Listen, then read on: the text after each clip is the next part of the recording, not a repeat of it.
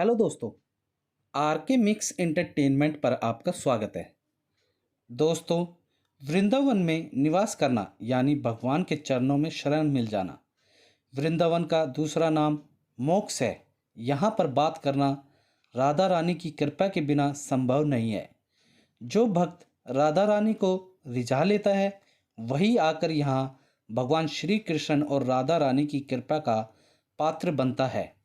संतों का कहना है कि जन्मों जन्म की अच्छे चारण आचरण और भगवान की सेवा के बाद ही वृंदावन में वास होता है। आज इस वीडियो में मैं आपको श्री हित प्रेमानंद गोविंद शरण जी महाराज जी के बारे में पूर्ण जानकारी देने वाला हूँ। जब बात राधा रानी की आती है तो राधा वल्लभ संप्रदाय के महान संत श्री प्रेमानंद जी महाराज का मन में स्मरण होता है। मेरा स्वयं का मानना है कि इनके मुखारविद से निकले हुए शब्द मुर्दे को भी जीवित कर दें। जो व्यक्ति के शब्दों को और कथा को जड़ से लगातार सुनता है अवश्य ही राधा रानी श्री जी मिल जाते हैं। आज मैं आपको महाराज जी के बारे में बात करूंगा। जानिए महाराज जी का जन्म कहाँ हुआ। मित्रों, पूज्य प्रेमानंद जी महाराज जी का जन्म एक ब्राह्मण परिवार में हुआ और उनका नाम अनिरुद्ध कुमार पांडे था। महाराज जी का जन्म उत्तर प्रदेश के कानपुर शहर में हुआ था। कानपुर शहर के पास एक गांव है, उसका नाम सरसों वहाँ का जन्म हुआ था। इनके पिता का नाम शंभू पांडे था। इनके दादा एक सन्यासी थे। इनके पिता ने भी बाद में सन्यास को स्वीकार किया था। इनकी माता बहुत धर्मपरायण थी।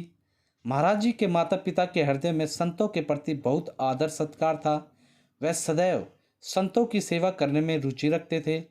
इनके घर का माहौल अत्यंत शुद्ध भक्ति भाव से भरपूर था। महाराज जी के बड़े भाई संध्या काल में मिलते भागवत जी का पाठ किया करते थे, जिससे पूरा परिवार बैठकर सुनता था। कहते हैं कि महाराज जी ने अपनी छोटी उम्र में ही बहुत सी चालीसा का पाठ करना आरंभ कर दिया था और 5वीं कक्षा में पहुंचते पहुंचते उन्होंने गीता प्रेस की सुख सागर का पढ़ना शुरू कर दिया था। महाराज जी बचपन से ही जीवन के उद्देश्य के ऊपर सवाल उठाते थे। वे कहते थे कि माता पिता का प्रेम स्थायी है या अस्थायी है। अगर स्थायी है तो इतना मोह क्यों।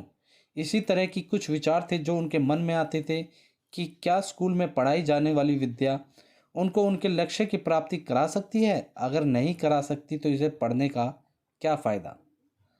कहते हैं अपने मन में बहुत से सवाल उठाने के बाद उन्होंने श्री राम जय जय राम और श्री कृष्ण गोविंद हरे मुरारी का जप करना शुरू कर दिया। 9वीं कक्षा में पहुंचते पहुंचते उन्होंने यह फैसला कर लिया कि उनको आध्यात्मिक की तरफ का रास्ता चुनना है।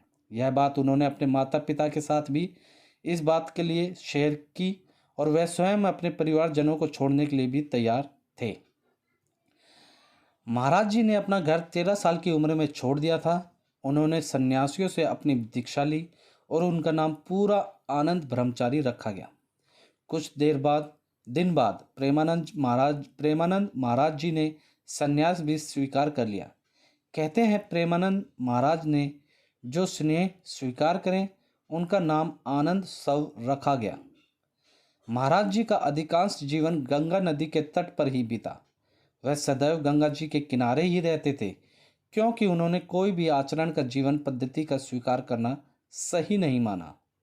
श्री प्रेमानंद जी महाराज हर मौसम में अपने आप को उठा लिया था। वेतन में थोड़े ही कपड़े पहनते थे और सदैव गंगा मैया के साथ साथ रहते और गंगा मैया के जल का मन करते और जो भिक्षा में रोटी मिल जाती उसका सेवन करते थे। जितनी मर्जी ठंड पड़ती हो पर महाराज जी गंगा जी में 3 बार डुबकी अवश्य लगाते थे। महाराज जी बहुत दिनों तक भूखे प्यासे भी रहते थे और वहीं वास करते थे। जैसा खाने को पीने को मिलता था उसको स्वीकार कर लेते थे, लेकिन वह भगवान की भक्ति में लगे रहते थे। उनका स्मरण भगवान से ही नहीं छूटता था। कहते हैं संन्यास मार्ग में ही प्रेमानंद जी महाराज को भगवान सदाशिव के स्वयं दर्शन हुए हैं और महाराज स्वयं कहते हैं कि भगवान शिव की कृपा से ही वह वृंदावन के रास्ते पर आए थे। कहते हैं महाराज जी एक दिन बनारस में एक पेड़ के नीचे बैठकर ध्यान कर रहे थे। तभी उनको राधा कृष्ण की महिमा का आभास हुआ। उन्होंने एक संत की प्रेरणा से 1 महीने के लिए रास्ता खुद देखने को इच्छुक हुए। दोस्तों, कहते हैं महाराज जी चैतन्य महाप्रभु की लीलाएं देखते थे और रात को रास लीला देखते थे। कहते हैं कि 1 महीना उनके जीवन में सबसे बड़ा परिवर्तन लाया गया। ऐसे 1 महीने के बाद उन्होंने संन्यास मार्ग को त्याग कर भक्ति मार्ग को चुन लिया। यही रासलीला उनके जीवन पर इतना प्रभाव डालती है कि महाराज जी इनके बिना एक क्षण भी नहीं रह सकते थे। महाराज जी ने अपने एक शिष्य की मदद से मथुरा की तरफ ट्रेन में बैठ गए और चल दिए। यह भी नहीं जानते थे कि सदैव के लिए वहीं वास हो जाएगा।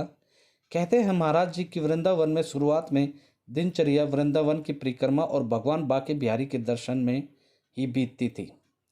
कहते हैं महाराज जी को राधा वल्लभ मंदिर में स्वयं राधा जी को ही निहारते रहते थे और यह बात वहाँ खड़े एक स्वामी ने देखी तो उन्हें राधा सुधानिधि का एक श्लोक सुनाए। उन्हें महाराज जी को श्री हरिवंश नाम जपने के लिए कहा। शुरुआत में महाराज जी श्री हरिवंश नाम लिखने में थोड़ा संकोच करते थे। उन्होंने पाया कि उनके मुखराविद से ये श्री हरिवंश नाम स्वयं खुद ब खुद चल रहा था। इस पवित्र नाम श्री हरिवंश के प्रति श्रद्धा रखने लगे। महाराज जी राधा वल्लभ संप्रदाय में जाकर शरणागत मंत्र ले लिया। कुछ दिनों बाद महाराज जी अपने वर्तमान के सतगुरु जी को मिले। उनके गुरुदेव में सबसे प्रमुख और पूज्य संत थे। महाराज जी के गुरु जी का नाम श्री गोरंगी शरण जी महाराज है, जिन्होंने महाराज जी को सेंचुरी भाव के प्रति प्रेरित किया। कहते हैं महाराज जी ने 10 वर्षों तक अपने गुरु की सेवा की। महाराज जी के गुरु जी ने उन्हें जो भी कार्य दिया उन्होंने वह कार्य बड़ी लगन और दृढ़ता से किया। कहते हैं महाराज जी के गुरु जी के उन पर सदैव खुश रहते थे। महाराज जी ने अपने गुरु की बहुत निष्ठा से सेवा की। गुरु कृपा और वृंदावन की कृपा से उनमें से सेचरी भाव उत्पन्न हो गया और श्री राधा रानी के चरणों के प्रति उनके हृदय में भक्ति और श्रद्धा उत्पन्न हो गई। दोस्तों, महाराज जी को जो मिल जाता है वह उनकी ग्रहण कर लेते हैं। उनकी स्वयं की कोई इच्छा नहीं है। महाराज जी अपने शिष्य अथवा वृंदावन वासियों से बहुत प्रेम करते हैं। महाराज जी के मुख रिविद से निकले हुए वचन अथवा कथा बड़े से बड़े पापी की भी धर्म के रास्ते पर प्रेरित करती है। इनकी वाणी में नाम महिमा विशेष जोर दिया जाता है। ऐसे महान संत के श्री चरणों में बारंबार प्रणाम करता हूँ और उन्हें यह आशा करते हैं कि इन महान संतों की कृपा नागरिक पर सदैव बनी रहे। श्री राधा रानी की जय। बोलिए वृंदावन बिहारी लाल की जय। श्री कृष्ण भगवान की जय। दोस्तों, ये जो महाराज हैं श्री हित प्रेमानंद गोविंद शरण जी महाराज, इनका पूरा नाम है यह। और इनको आपको मैं बता दूं, इनकी दोनों किडनियाँ खराब हैं लेकिन ये प्रभु की माया से अभी भी जीवित है। दोस्तों, आप लोगों ने इनके बारे में ज़रूर सुना होगा। जितना हो सकता था मैंने आपको लोगों को बताया। दोस्तों, जानकारी अच्छी लगी तो वीडियो को लाइक करें, मैक्सिमम से मैक्सिमम हर जगह से शेयर करें। कमेंट बॉक्स में ऐसे महाराज जी के लिए आप क्या लिखना चाहेंगे, क्या कहना चाहेंगे, आप हमें कमेंट सेक्शन में लिख के बताएं दोस्तों। और दोस्तों, इसी के साथ यदि आप लोग मेरे चैनल पर नए हैं तो सब्सक्राइब बटन को दबाकर मेरे चैनल को सब्सक्राइब करें और न्यू नोटिफिकेशंस के लिए बेल आइकन पर क्लिक करें ताकि आपको ऐसी ही वीडियोस टाइम टू टाइम और सबसे पहले मिल सकें। और दोस्तों, ऐसी ही वीडियोस फेसबुक पर देखने के लिए आप मेरे Facebook page RK mix entertainment को फॉलो करना ना भूलें। धन्यवाद दोस्तों। जय हिंद।